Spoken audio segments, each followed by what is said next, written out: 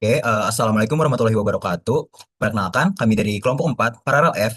Di sini kami akan memaparkan tugas besar kami yang berjudul Analisis Strategi Persaingan dalam Membentuk Brand Perception dan Array. Pendekatan menggunakan software POM dan SPSS. Di sini dosen kami yaitu Ibu Snan Nugraha STMT CSCA. Bisa di next. Nah, perkenalkan, di sini saya Muhammad Hafiz Muzaki dengan nomor 32010101.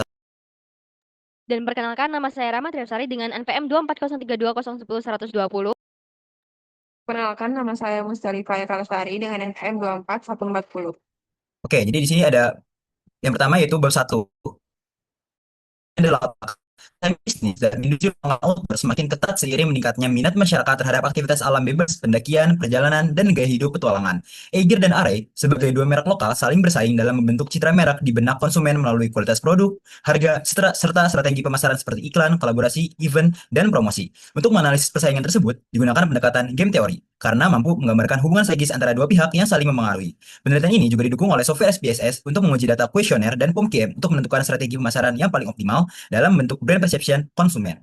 Lalu selanjutnya ada rumusan masalah, yaitu yang pertama, bagaimana hasil analisis brand perception konsumen terhadap Eiger dan Array berdasarkan data kuesioner menggunakan SPSS. Yang kedua yaitu strategi persaingan apa saja yang diterapkan Eiger dan Array dalam membentuk brand perception di pasar produk outdoor. Yang ketiga yaitu bagaimana pendekatan game teori digunakan untuk menganalisis interaksi strategis antara Eiger dan Array.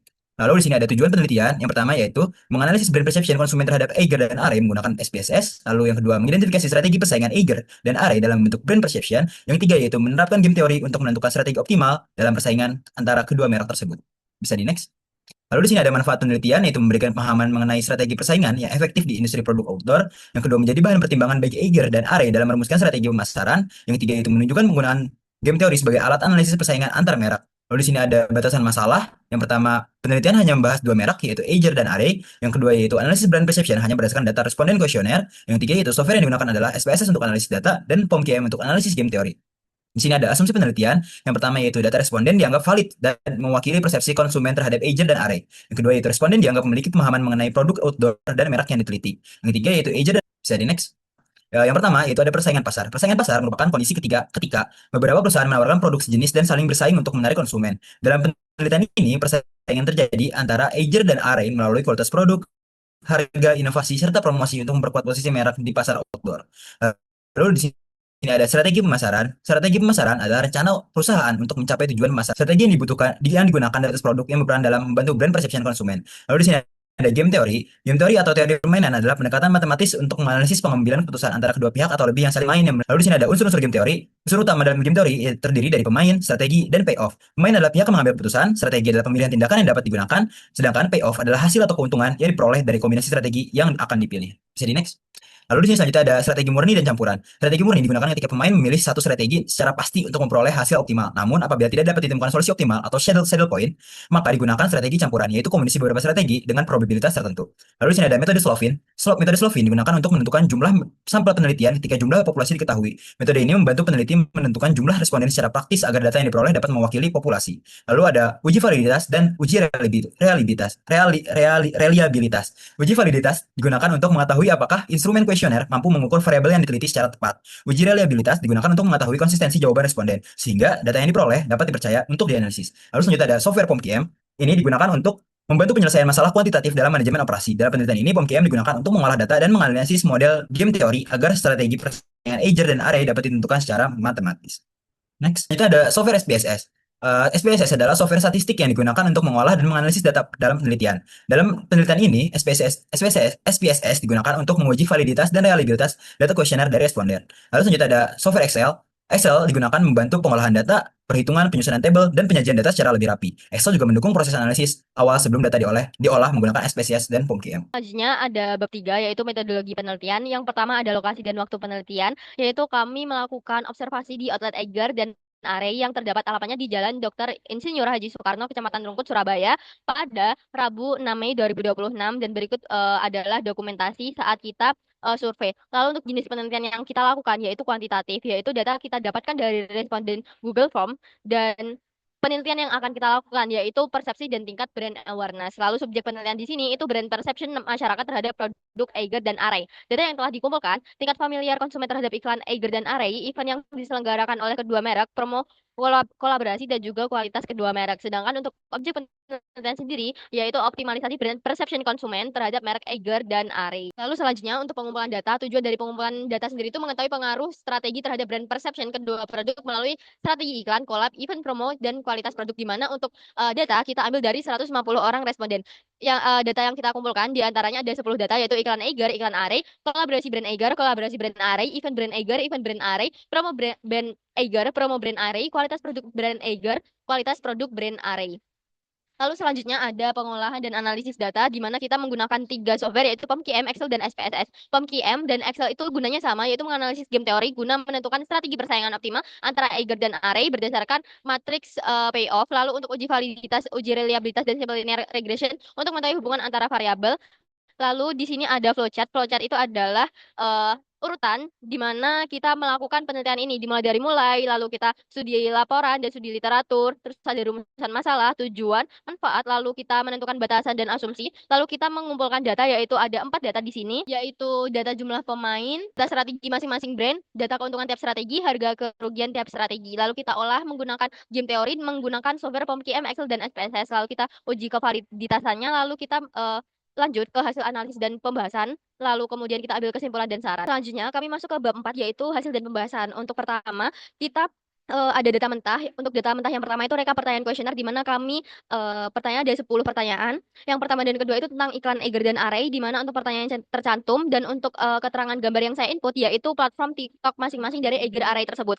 Dan untuk pertanyaan nomor 3 dan 4 itu mengenai kolaborasi Eiger dan Array di mana untuk kolaborasi Eiger saya cantumkan gambar dari kolaborasi bersama Firsa Bersari sedangkan kolaborasi Array bersama Pandawara. Untuk pertanyaan nomor 5 dan 6 tentang event Eiger dan Array, untuk event Eiger sendiri saya cantumkan postingan mengenai trip ke Rinjani dan untuk event Array sendiri yaitu trip ke Gunung Andong. Lalu untuk pertanyaan nomor 7 dan 8 tentang promo Eiger dan promo Array tersebut. Nah, untuk promo Eiger saya cantumkan screenshot dari platform IG Eiger cabang di mana mereka share di feeds mereka tentang promo yang ada di toko cabang Eiger tersebut. Sedangkan untuk promo Array saya cantumkan untuk promo yang dilakukan di official Array di Snapgramnya. Nah, untuk kualitas Eiger dan kualitas Array, saya cantumkan keterangan di mana mereka share postingan ke feeds dan di mana mereka itu menjelaskan tentang kualitas bahan tas mereka masing-masing. Kemudian untuk data mentah yang kedua itu ada rekap pertanyaan kuesioner. Seperti yang saya mention tadi, kami mengambil 150 responden dan untuk yang tertera saya sudah menginput 150 dari pertanyaan kuesioner tersebut. Selanjutnya kami melakukan uji validitas dan reliabilitas di mana untuk yang pertama ini adalah gambar input data dari software SPSS. Kemudian berikut untuk output data dari software SPS yang pertama tercantum. Lalu di sini ada parameter di mana jika R hitung kurang dari R tabel itu item tersebut valid, sedangkan kalau R hitung kurang dari R tabel itu item tersebut tidak valid. Di mana R tabel DF-nya N-2 di mana 50-2 yaitu 48, R tabelnya sekian. Jika nilai signifikansi kurang dari 0,05 item tersebut valid dan lebih dari 0,05 item tersebut tidak valid. Untuk validitas Excel-nya kami juga menggunakan software Excel untuk validitas hasilnya dan terbukti bahwa untuk validitas data kami dari iklan sampai kualitas array yaitu 10 variabel semuanya valid. Nah, ada uji reliabilitas di mana untuk reliabilitas SPSS tertulis bahwa untuk nilai count batch alfanya adalah 0,737 dan end of items-nya itu ada 10. Nah, untuk parameter dari reliabilitas sendiri jika nilai crown batch alpha lebih dari sama dengan 0,7 item tersebut reliable, sedangkan nilai crown batch kurang dari 0,7 item tersebut tidak reliable. Nah, kami di sini juga menggunakan Excel untuk uji reliabilitas, di mana untuk nilai acuan kita pakai 0,7 dan tertulis nilai crown batch alfanya 0,73 terbukti sama dengan SPSS dan untuk kesimpulannya data yang kami ambil itu reliable dan bisa dilanjutkan ke matriks game theory. Di sini kita masuk ke matriks pada bab 4 yaitu matriks variabel pemain. Di sini ada strategi pemainnya itu ada iklan, kolaborasi, event, promo, dan kualitas. Di sini iklan akan kita ini apa namanya? Akan kita misalkan dengan X1. Eiger kita akan kita misalkan dengan X1 dan Array kita akan misalkan dengan Y. Seperti iklan dari Eiger yaitu X1 dan kita misalkan iklan dari Array yaitu Y1. Dan di sini ada rekapan rata-rata hasil kuesioner terhadap hasil strategi perusahaan. Yang dimana iklan dari Eiger itu mendapatkan 3 dan iklan dari Array mendapatkan 3, kolaborasi mendapatkan 4 dan kolaborasi dari Array juga mendapatkan 4. Lalu ada even dari Eiger kita mendapatkan 3, dan even dari array kita mendapatkan 3, dan promo dari Eiger kita mendapatkan 4, promo dari array juga mendapatkan 4, dan kualitas dari Eiger mendapatkan 4, dan kualitas dari array juga mendapatkan 4. Jadi next. Nah, lalu di sini ada matrix payoff. Jadi ini kita dapatkan dari jika sama-sama strateginya sama, maka akan kita tambahkan, dan jika strategi yang berbeda, maka akan dikurangi. Akan saya contohkan pada kolom Y1 ini, kolom pertama. Jadi angka 6 ini didapatkan dari hasil pertambahan antara X1 ditambah Y1, yang dimana itu antara iklan Eiger dan iklan dari array, yang dimana 3 ditambah 3 hasilnya adalah 6. Lalu di sini di yang di bawahnya X2 dan Y1 didapatkan dari hasil pengurangan antara X2 dikurang Y1, yang dimana 4 dikurang 3 maka hasilnya 1. Dan sama apa namanya? Sama semuanya seperti itu. Selanjutnya kita masuk ke dalam pengolahan data secara manual, di mana yang pertama itu kita sudah dapatkan matriks layout-nya tadi. Kemudian kita tambahkan untuk kolom maksimum kolom dan juga minimum kolom. Terus setelah itu kita nilai untuk yang minimum barisnya kita ambil, terus kemudian maksimum kolomnya juga telah diperoleh. Terus kemudian karena ini ada minusnya, masih ada minusnya, maka kita anggap itu ada K, ya, di mana K itu sama dengan 2, yang di mana semua matriksnya nanti akan ditambah 2. Jadi tidak akan ada minus di dalam matriks tersebut. Nah, setelah ditambah 2, semuanya menjadi tabel di sebelah kanan ini, di mana seperti contoh ini ada S1, atau iklan dari Eiger itu 8, terus kemudian iklan dari array itu hasilnya juga 8. Next. Nah, setelah kita mengolah data dengan penambahan K tadi, kita lanjut ke dalam eliminasi payoff matrix untuk sama dengan 2, di mana kita ambil yang paling besar dan juga yang paling kecil. Nah, ini kan ada 2 nih, yang paling kecil ada X1 sama X3, itu bebas mau ambil yang mana, tapi untuk kelompok kita mau ambil yang X1, di mana nanti X1 ini akan hilang, dan juga Y2, 10, ini akan hilang. Terus kemudian hasilnya adalah di tabel 4-9 ini. Nah, setelah kita melihat maksimum kolom dan juga minimum barisnya ini, 3 dan 1 ini, berarti ini tidak ditemukan saddle point. Oleh karena itu, dilanjutkan ke dalam metode simplex. Next. Nah, ini merupakan olahan data dari untuk metode simplex, di mana yang atas ini merupakan fungsi tujuannya. Boleh sebelumnya? Fungsi tujuan ini diperoleh dari variabel-variabel itu, karena ada 5, ada variabel Y1, Y2, Y4, Y5, maka itu yang dimasukkan ke dalam fungsi tujuannya. Next. Lalu kemudian kita tentukan juga batasannya yang terdiri dari tabel-tabel sintaks tadi, kita ubah. Next, coba sebelumnya. Nah, di sana kan batasan yang pertama kan 3, 3, 2, 2, ya, itu didapatkan dari ini. Berarti 3 X1, 3 Y1, 3 Y3, 2 Y4, 2 Y5. Next. Kemudian kita bentukkan standar dulu, terus kemudian kita tentukan variabel tambahnya. Ini ada Y6, Y7, Y8, dan Y9. Terus ini ada NK, di mana NK ini patokannya. Terus kemudian nilai NK ini nanti kita bagi dengan kolom kunci ini. Jadi kayak 1 dibagi 0, 1 dibagi 3, hasilnya 0,33, 1 dibagi 2, hasilnya 0,5, dan seterusnya. Next. Untuk tabel simplex iterasi 1 diperoleh nilai Z sebesar Y1 0, Y3 0, Y4 minus 0,333, Y5 minus 0,333, Y6 0,33, Y7 sampai Y9 itu 0 dengan NK 0,33. Kemudian karena masih ada minus di dalam kolom Z ini, kita lanjutkan lagi sampai ke iterasi 2. Di mana iterasi 2 didapatkan nilai Z-nya itu Y1 sampai Y5 sama dengan 0, Y6 0,25, Y7 0, Y8 0,02, Y9 0,042, dan dengan 4 RS itu 0,33. Terus kemudian kita dapatkan nih tabel iterasi finalnya karena sudah tidak ada minus di dalam kolom Z-nya, di mana berdasarkan tabel tersebut diketahui bahwa fungsi Z sudah tidak terdapat nilai negatif. Oleh karena itu, proses iterasi simplex dapat dihentikan karena telah mencapai kondisi optimal. Selanjutnya, nilai value of game untuk brand Eiger dan array dapat ditentukan berdasarkan hasil akhir perhitungan tersebut, di mana Z sama dengan 0,33, Y1 sama dengan 0,33, Y3 sampai Y5 sama dengan 0. Karena ini ada terdapat probabilitas eh, strategi untuk pemain B, di mana pemain B itu adalah array, mana Y1, Y1 sama dengan Y1 sebagai W, sama dengan Y1 kan tadi kan didapatkan itu 0,03, 0,333. Nah, B-nya itu juga didapatkan 0,333. Jadi, Z sama B itu sama. Jadi, ini Y1-nya itu didapatkan 100% dan juga Y3 sampai Y5 didapatkan 0%. Terus kemudian ini ada expected value strategi pemain B atau IPB.